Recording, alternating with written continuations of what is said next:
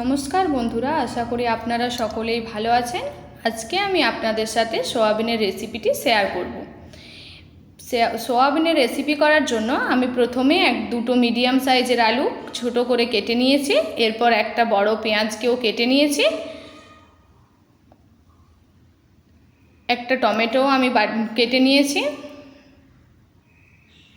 এরপর একটা বাটি নিয়েছি, এই বাটিটিতে কিছুটা জল নিয়ে নেব।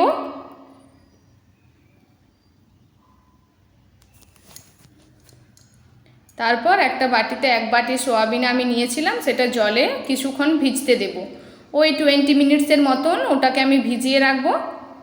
দেখুন বন্ধুরা, আমার সব কিছু রেডি হয়ে গেছে। আদা রসুনটাও বেটে নিয়েছি।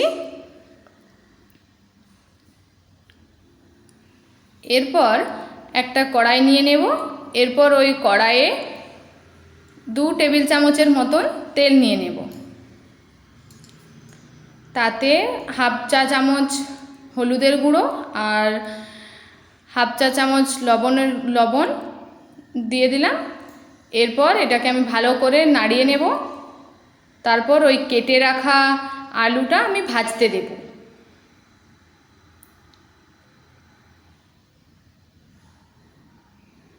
এবার এটাকে আমি ভালো করে ভেজে নেব। এটাকে ভালো করে নাড়িয়ে এটাকে এবার আমি একটা থালা দিয়ে ঢাকা দিয়ে দেব। কিছুক্ষণ এটাকে রেখে দেব এইভাবে, কেননা যাতে আলুটা একটু সেদ্ধ হয়ে ওঠে। দেখুন বন্ধুরা, ঢাকাটা খুলেছি, আমি আলুটা প্রায় সিদ্ধ হয়েই এসছে। এরপর এটাকে আমি নামিয়ে নেব। এরপর সোয়াবিনগুলো দেখুন আমার ভিজে এসছে, ওগুলোকে আস্তে আস্তে করে জলটা নিংড়ে বের করে নেব। এবার বের করে নিয়ে দেখুন কি সুন্দর ভিজেও গেছে সোয়াবিনগুলো।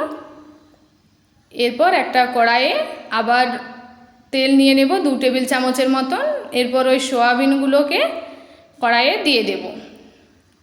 এগুলোকে ভাজার জন্য কিছুটা হলুদ এবং কিছুটা লবণ দিয়ে দেব।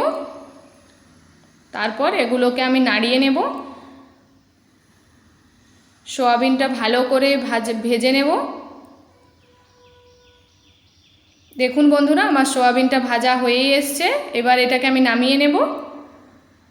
নামানো হয়ে গেছে সবগুলো, দেখুন কি সুন্দর ভাজা হয়ে গেছে। এরপর কড়াইয়ে 2 টেবিল চামচ তেল দিয়ে দেব।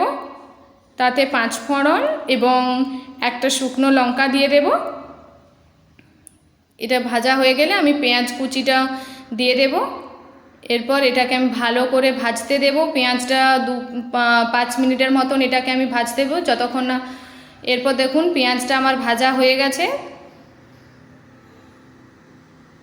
এরপর আমি আদা বাটা এবং রসুন বাটাটা একে একে দিয়ে দেবো। প্রথমে আদা বাটাটা দিয়ে নাড়িয়ে নিলাম। এরপর আমি রসুন বাটাটাও দিয়ে দেব। এরপর এটাকে কিছুক্ষণ নাড়িয়ে নেব। তারপর যে টমেটোটা কেটে রেখেছিলাম সেটা দিয়ে দেব। এরপর টমেটোটা দেখুন আমার ভাজা হয়ে এসছে এবং মিশেও গেছে মশলার সাথে। এরপর আমি হলুদ গুঁড়ো, লঙ্কা গুঁড়ো এবং গরম মশলার গুঁড়ো দিয়ে দিলাম। এরপর কিছুটা জল দিয়ে এটাকে আমি ভালো করে কষতে দেব।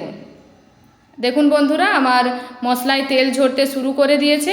এবার একটুক্ষণ নাড়িয়ে এবার আলুটা দিয়ে দিলাম। আলুটা কিছুক্ষণ নাড়িয়ে নেব। এরপর সোয়াবিনটা আমি এর সাথে দিয়ে দেব। সোয়াবিনটা দেখুন কি সুন্দর এবার নাড়িয়ে এবারে জল ঢেলে দিলাম। এরপর বন্ধুরা, আমার পরিমাণ মতন লবণ, আপনারা আপনাদের পরিমাণ মতন লবণ দেবেন। এরপর আমি এটাকে ভালোভাবে নাড়িয়ে আরও জল দিয়ে দিলাম। দেখুন বন্ধুরা, আমার সোয়াবিনের রেসিপিটি প্রায় হয়েই এসছে।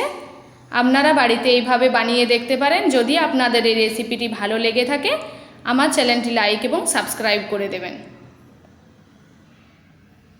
নমস্কার।